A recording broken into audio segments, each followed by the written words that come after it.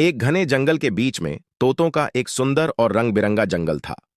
वहां हर तरफ पेड़ थे, जिनकी शाखाओं पर लाल, हरे और नीले तोते चहकते रहते थे। इस जंगल में तोते बहुत खुश रहते थे।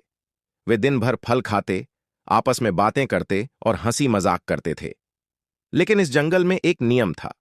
हर कोई सूरज ढलने से पहले अपने घोंसले में लौट आता था, क्योंकि रात में जंगल का दूसरा रूप दिखाई देता था। कोई नहीं जानता था कि रात को जंगल में क्या होता है, लेकिन सभी ने सुना था कि जो रात में जंगल में रह जाता है वो कभी वापस नहीं आता।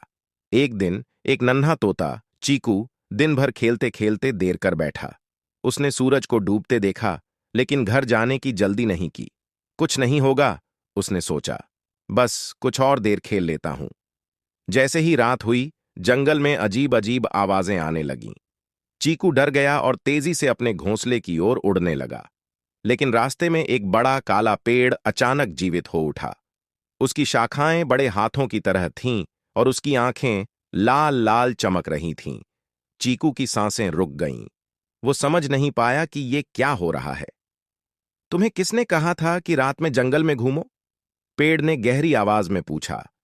चीकू इतना डर गया कि उसकी आवाज नहीं निकली। उस पेड़ की शाखाएं चीकू की ओर बढ़ने लगीं। उसने जितना उड़ने की कोशिश की, उतना ही पेड़ की पकड़ में फंसता चला गया। धीरे धीरे चीकू की चीखें जंगल में गूंजने लगीं, लेकिन फिर अचानक सब कुछ शांत हो गया। चुलाए सुबह होते ही तोतों का झुंड चीकू को ढूंढने निकला। उन्होंने हर जगह उसे ढूंढा, लेकिन चीकू कहीं नहीं मिला।